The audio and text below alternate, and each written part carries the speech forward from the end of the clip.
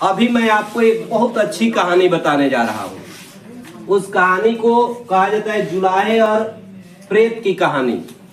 अब जुलाहा किसे कहते हैं? तो जुलाहा का मतलब होता है जो लकड़ियों के मशीन से, पहले के जमाने में लकड़ियों के मशीन से जो है कपड़े बुनने का जो काम लोग करते थे उसको जुलाहा कहा जाता है। तो जुलाहे की जब शादी हुई तो पंडित जी ने उसको एक मंत्र दिया कि देखो आज के बाद कोई भी काम तुम करोगे तो अपनी पत्नी से बगैर पूछे काम को नहीं करोगे, क्योंकि वो तुम्हारी अर्धांगिनी है। क्या है? अर्धांगिनी हो गई। तो ये अपने मन में बैठा लिया, चूंकि 7 वचन होते हैं 7 फेरे के साथ, तो उसमें एक यह भी वचन, ये भी कसम खिलवाया जाता है कि आज के बाद अपनी पत्नी से बिना पूछे, बिना उसके राय मशवरा का कोई काम आप नहीं करेंगे। ये बात उसके दिमाग में आ गई। अब जुलाहा था, ऐसे ही गरीब था, समय गुजर रहा था उसका जैसे तैसे। एक बार की बात है बेटे कि उसकी मशीन जो थी लकड़ी की वह टूट गई। अब उसकी पत्नी ने कहा कि कोई लकड़ी की व्यवस्था करिए ताकि मशीन हम लोग इसका नया मरम्मत कर सके, बना सके। वह जुलाहा कुल्हाड़ी उठाया, टांगी और चल दिया किधर? जंगल के तरफ, लकड़ियों की खोज में।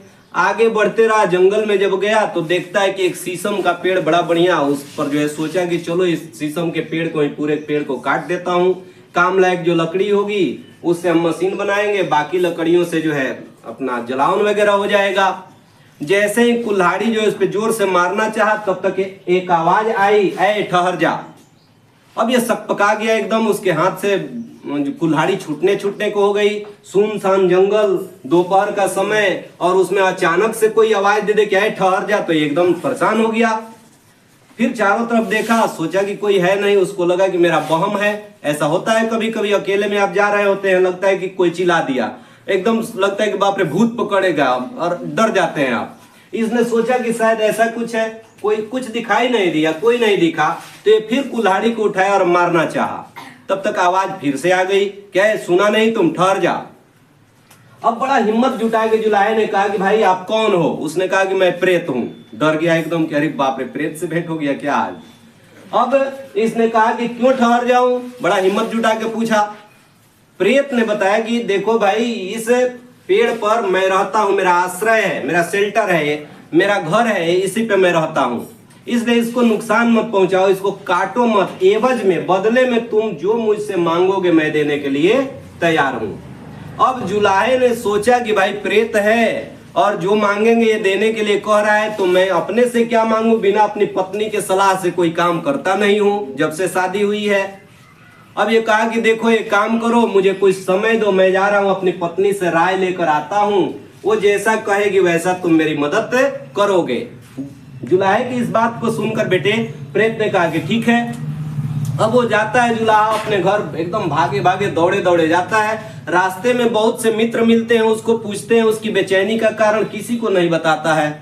लेकिन उसका एक एकदम प्रिय दोस्त जो था, लंगोटिया यार जिसको आप लोग कहते हैं, वो नाई भाई, नाई बोलते हैं हजाम को, तो नाई भाई मिला, उसका बचपन का दोस्त था। बोला कि अरे यार कहाँ भागे भागे जा रहे हो, क्या बात है, हमसे बताओ। जुलाहे ने कहा कि यार क्या बताऊं, एक प्रेत से मेरी भेंट हो गई है और उसने बोला है कि तुम्हारे मन के हिसाब से मैं तुम्हें सामान दे सकता हूं, चीजें दे सकता हूं, तो मैं क्या मांगू उससे, इसी बात का राय मशवरा करने मैं अपनी पत्नी के पास जा रहा हूं। जुलाहे की इस बात को जब सुना उस नाई भाई ने, तो बड़ा होशियार होता है वो लोग, वो कहा कि बार बुड़बक कहीं का, पत्नी से क्या राय बनाना है, हमसे पूछो, हम बताते हैं, सलाह देते हैं। देखो तुम राजा बन जाओ, जाकर कह दो उससे कि मुझे राजा बना दो। और देखो एक बात करना यार, जब तुम राजा बन जाना ना तो मुझे अपना मंत्री बना लेना। देखिए अपना सेटिंग कर लिया वो। अब जुलाहे ने सोचा कि भाई बात तो ठीक कह रहा है, लेकिन क्या करूं यार, बिना पत्नी के राय से कोई काम करता नहीं हूं। बोला कि ठीक है जाओ राय ले लो, लेकिन करना वही जो मैंने बताया। बेटे अब इस तरह से जो है जुलाहा पहुंचा अपनी पत्नी के पास, सारी घटनाक्रम बताया।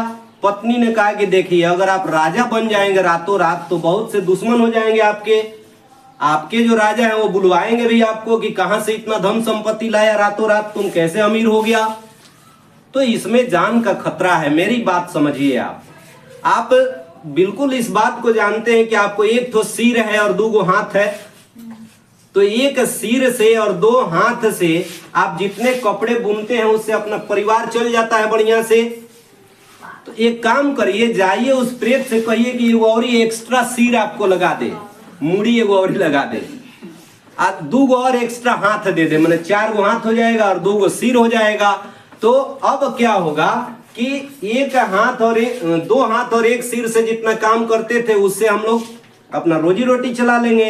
एक्स्ट्रा से जो बचेगा धीरे धीरे अमीर हो जाएंगे।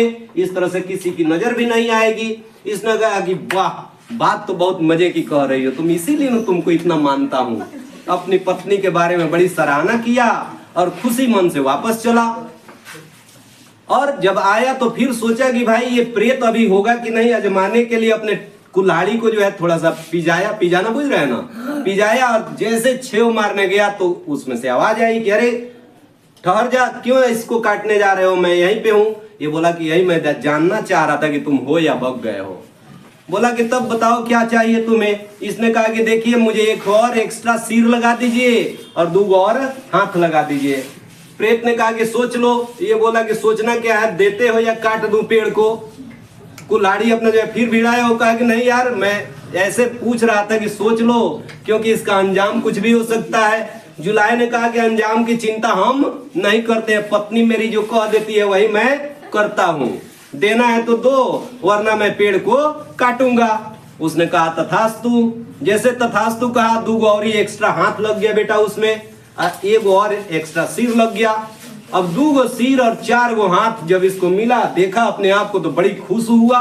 बोला कि बारे मेरी पत्नी क्या सलाह दी है।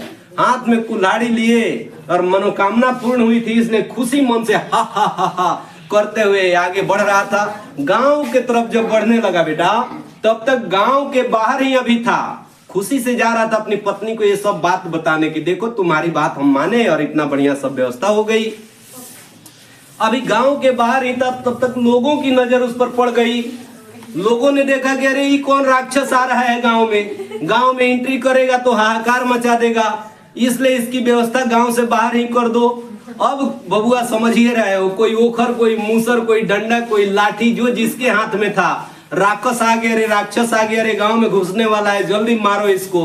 पूरा धो के कूट दिया वहीं पर उसको। और तब तक उसकी पत्नी के कान तक आवाज गई कि भाई क्या हो गया। वो दौड़े दौड़े आई तो देख रही कि लो, तो मेरे प्राण प्रिय स्वामीनाथ है तो स्वाहा हो गए। तो मेरे बेटे, इस तरह से बात अपनी पत्नी की मानना जरूर है, लेकिन ये भी ध्यान रखना है कि उसमें कहां तक उसकी विद्वता छुपी हुई है। अगर मूर्ख पत्नी है तो उसकी बात नहीं माननी चाहिए, नहीं तो वही हाल हो जाएगा जो उसे जुलाहे का हुआ था। तो बेटे, इस तरह से आप लोगों ने देखा जुलाहे की ये अच्छी सी कहानी।